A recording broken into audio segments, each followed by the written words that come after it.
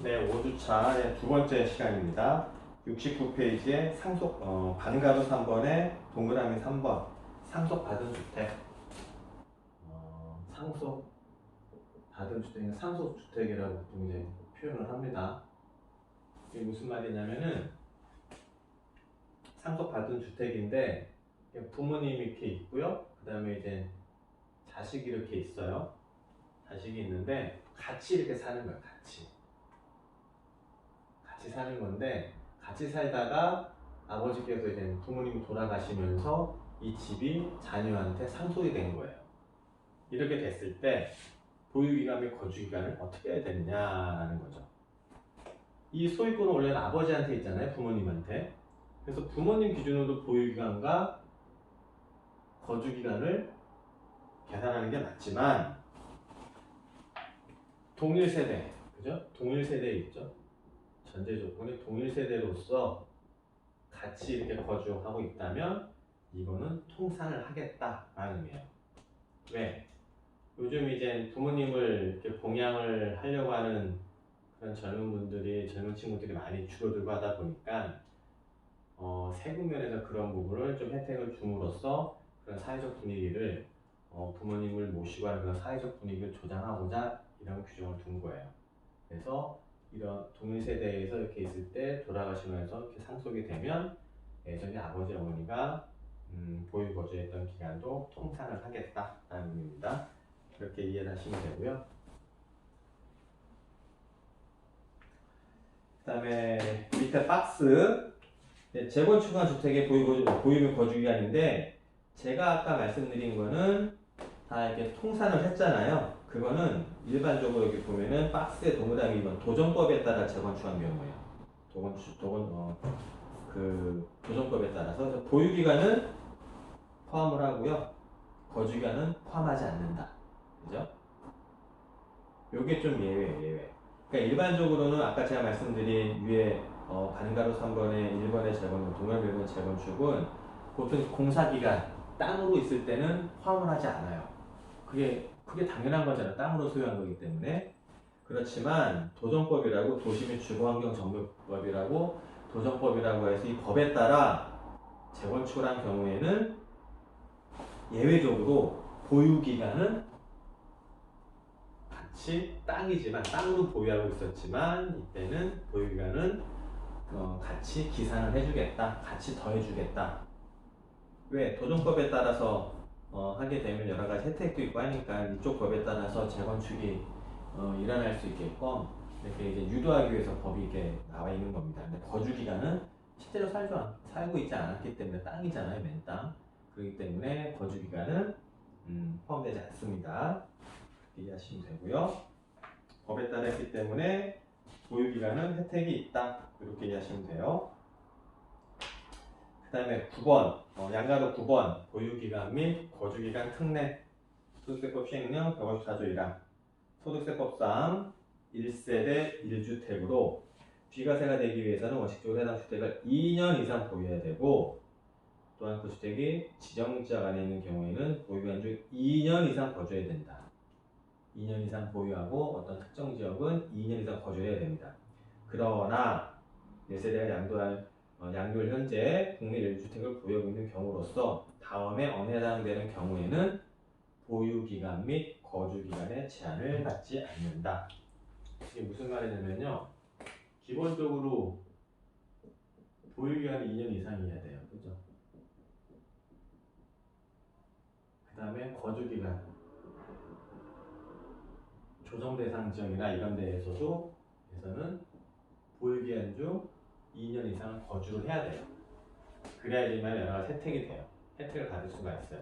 그렇지만 이거 갖다가 모든 경우에 이거를 다 적용을 한다면은 아까 잠깐 말씀드렸던 국민의 거주제의 자유, 헌법상 자유권 중에 하나인 거주제의 자유가 심각한 침해를 받고 또 재산권의 침해도 받을 수 있기 때문에 어떤 부득이한 상황, 어쩔 수 없는 상황에서는 보유기간과 거주기간을 따로 묻지 않겠다. 그래서 특례 규정을 둔 거예요. 특례. 그죠? 이게 특례 규정을 이번 시간에 할 건데 이게 원칙이에요. 원칙. 이게 원칙이고 이러이러한 경우에는 보유기간과 거주기간은 따로 묻지 않겠다. 그런 의미입니다. 그렇게 이해를 하셔야 돼요. 그러니까 이제 법이 여러 가지가 막 이렇게 나열이 돼 있는데, 쭉 이렇게 기술이 돼 있는데, 아무런 생각 없이 막 쓰여 있는 게 아니고 나름대로 논리가 있어요. 물론 세법, 다른 법에 비하면 세법은 논리가 많이 좀 약하긴 하지만 그래도 그나마 법이기 때문에 여러 가지 이제 논리가 있고 구성의 긴밀도가 다 있어요. 그러니까 그걸 좀 보시면서 이렇게 교재나 법문을 보면은 이해하거나 아니면 기억하기에 좀 더 수월하죠. 지금도 보유기간과 거주기간에서 쭉 공부를 했잖아요.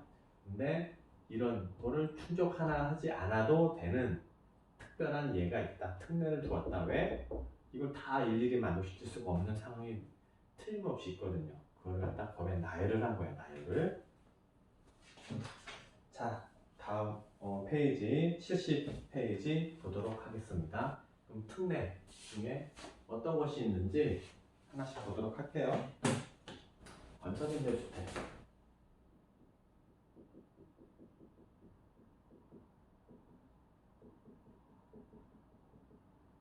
참 말이 어렵죠, 말이. 자, 이제 또 한국말 또 들어갑니다. 한국말. 주택이에요, 주택. 집이에요, 집. 그죠? 무슨 주택? 임대주택이에요, 임대주택. 예를 들어 내가 집을 샀어요. 내가 들어가 살아요. 그럼 그냥 내 집이죠, 내 집. 그런 거를 일반주택이라고, 일반주택. 그죠? 엄마 아버지가 돌아가시면서 어떤 요건에 맞는 집을 물려받았어요. 그걸 뭐라 그래요? 상속주택이라고 해요. 상속받은 주택, 상속주택. 그죠? 나도 집이 한 채 있고 배우자를 만났는데 배우자도 이렇게 집이 있어요. 그러면 혼인주택, 뭐 문화재주택, 뭐 여러 가지 주택이 있어요. 여기서는 주택인데 임대주택, 임대는 뭐냐면은 임대를 이렇게 빌려주기 위한 전세나 월세로서 국민 주거생활 안정을 목적으로 다른 사람에게 소유권은 나한테 있지만 다른 사람이 살 수 있게끔 해주게 하는 게 임대잖아, 임대주택이에요. 그죠? 임대주택인데 어떤 임대주택? 건설 임대주택이에요. 건설이 뭐죠? 집을 이렇게 짓는 거예요. 짓는 거예요. 이거에 반대되는 개념은 매입 임대주택이에요. 매입 임대주택은 내가 집을 사요. 내가 집을 사고 내가 들어가서 사는 게 아니라 그 집을 관할 지자체와 관할 세무서에 임대주택으로 등록을 하는 거예요. 지금은 10년짜리밖에 안 남아 있는데 10년 동안 나는 이 집을 임대주택으로 사용을 하겠습니다 라고 등록을 하면 그건 임대주택이 되는 거예요. 그거는 내가 집을 사서 임대를 놓은 거잖아요. 그래서 매입해갖고 임대 놓은 주택을 매입 임대주택. 그 다음에 뭐 LH나 그런 데서 건설을 하죠. 집을 짓죠.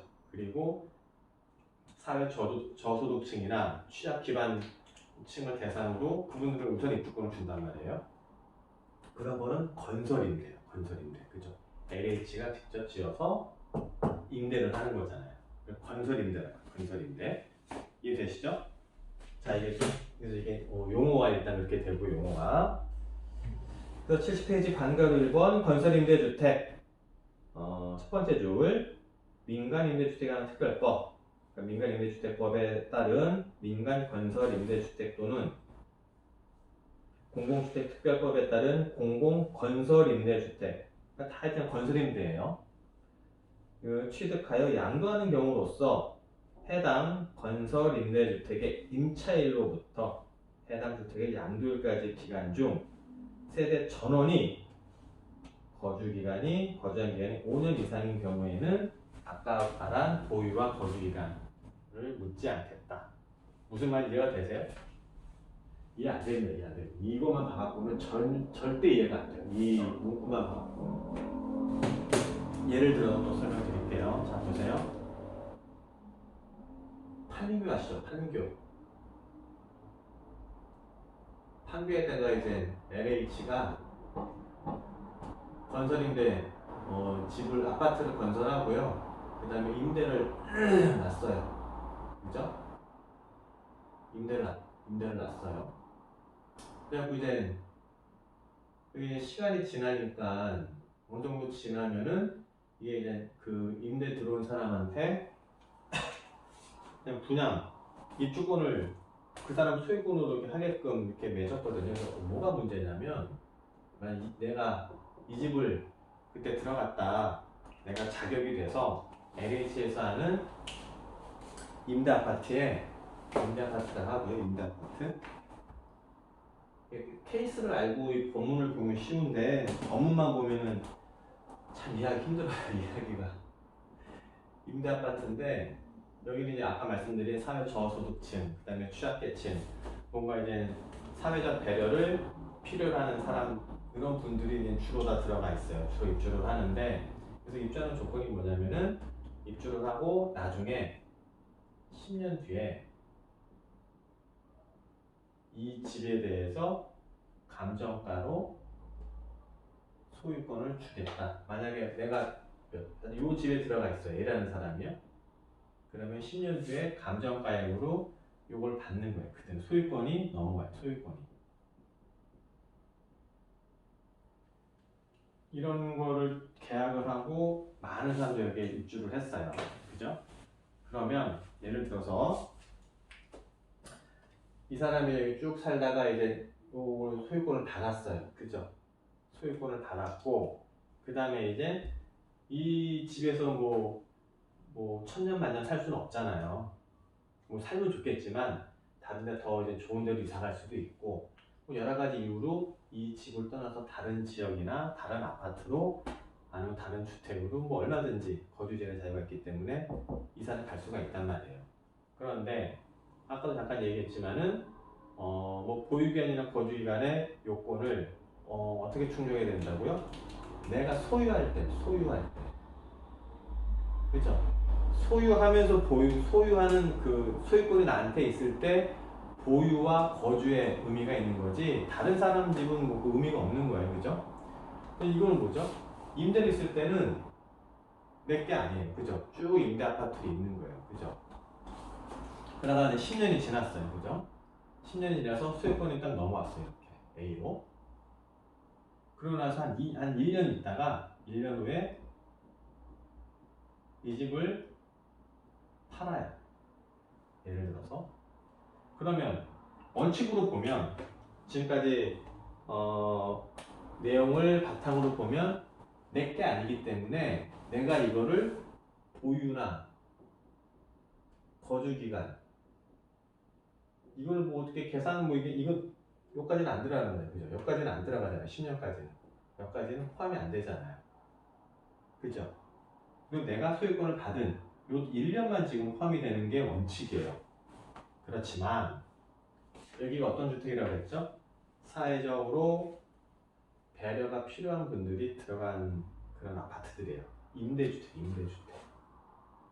그래서 여기에 특례를 둬서 자 다시 한번 읽어보면 무슨 특례냐면 해당 건설 임대주택이 어느 때부터 임차일 여기 이제 맨 처음에 임차로 들어가겠죠? 보증금 얼마에 월세는 임차로 들어갈 거예요. 맨 처음에 이 A라는 사람은 LH에 임차로 들어가서 그죠? 임차로 들어가서 그다음에 무슨 일? 양도일이라는 건 뭐죠? 양도라는 거는 전제가 내가 소유권을 먼저 넘겨받고 그 다음에 얼마 있다가 양도하는 거잖아요. 그죠? 요 기간이 언제? 5년 이상만 되면 원칙적인 보유기간과 거주기간을 묻지 않겠다는 거예요. 이쪽에 있는 분들에 대한 상당한 배려죠. 정책적 배려죠. 원래는 일반 다른 아파트였다면, 일반 다른 주택이었다면 이게 적용될 여지가 전혀 없지만 건설임대주택에 이런 경우라면 임차일이에요. 취득일이 아니죠. 임차일로부터 양도일까지가 5년 이상만 세대의 전원역에 거주를 한다면 5년 이상만 된다면 보유기간 거주기간은 묻지도 따지지도 않겠다. 그런 의미입니다. 이해되세요? 이렇게 이해를 하셔야 돼요. 임차일, 양도일, 거주기간 5년 이상 이렇게 이해를 하시고요.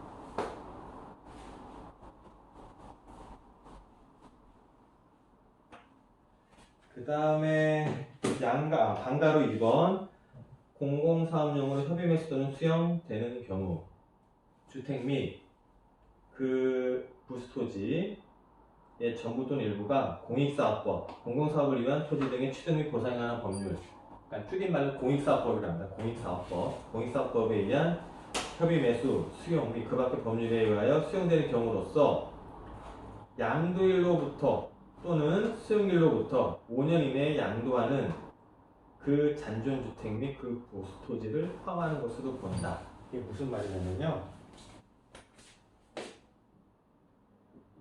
공익사업법이에요. 공익사업법. 공익사업법으로 이렇게 이제 어느 지역에 토지가 이렇게 있어요. 토지. 그죠?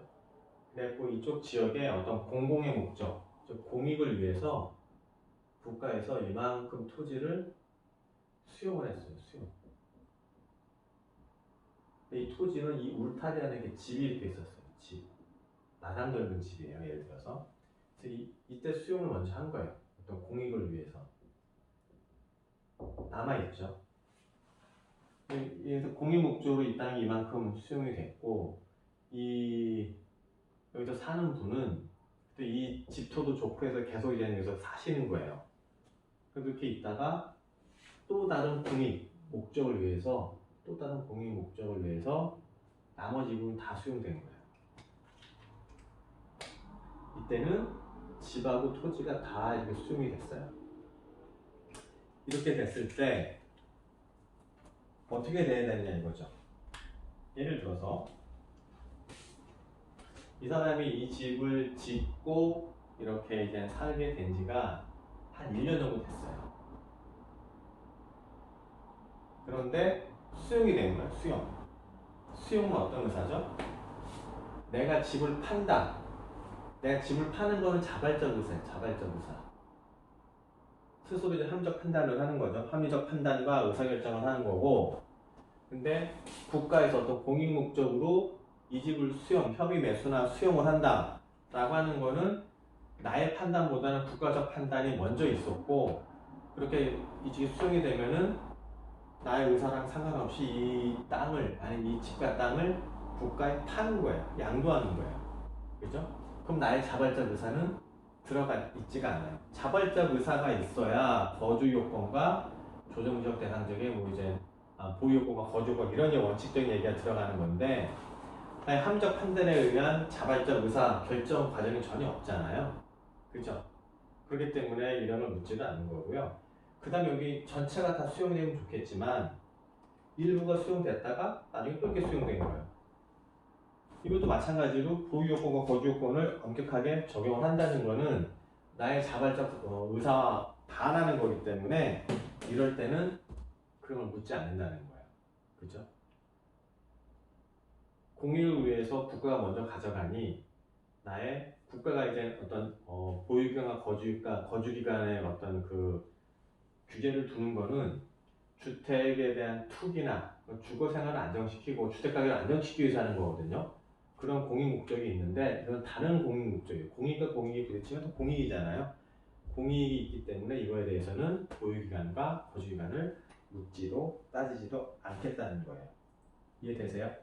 이걸 이렇게 이해를 하시고요. 그 다음에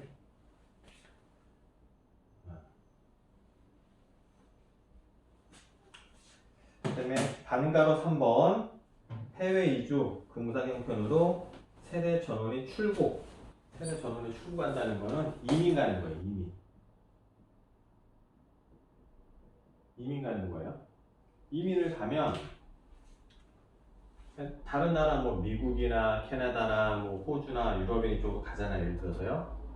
그러면 그 사람이 이제 이전하는 거는 어떤 투기 목적이나 그런 게 아니에요. 그죠? 어떤 필요에 의해서 자녀 교육이나 아니면은 근무상 형편이나 어떤 이유 때문에 하여튼 다른 나라로 가는 거예요. 다른 나라로 가서 다시 한국으로 컴백하는 게 아니고요. 아예 하고 있는 걸 다 정리해서 가는 거예요. 이민이라는 게 그런 거잖아요. 그죠? 그랬을 때는 어떤 우리나라에서 이제 있는 주택을 팔고 하는 게 어떤 투기 목적이나 그런 게 있다고 보기는 어렵기 때문에 이런 경우에는 보유와 거주 요건을 묻지도 따지지도 않아요. 단 어떻게 해야 되냐면은 이 집을 갖고 있는 사람이라면 출국하고 나서 언제? 2년 이내에 그 집을 팔아야 돼요. 2년 이내에. 이런 제한 조건이 없다면 계속 놔둘 수 있겠죠. 한국에다가. 그러다 필요에 따라서 이제 판다면 투기의 소지, 투기의 어떤 성격이 있을 수 있기 때문에 이렇게 파는, 양도하는 기간을 이 정도로 제약을 뒀어요. 그죠? 이민 가는 경우 요 2년 안에 이민 가고 나서 요 2년 안에 팔면은 거주와 보유가에 대한 요건은 필요가 없다. 그렇게 이해하시면 됩니다. 그럼 잠시 쉬었다가 또 그 다음 진도 나가도록 하겠습니다.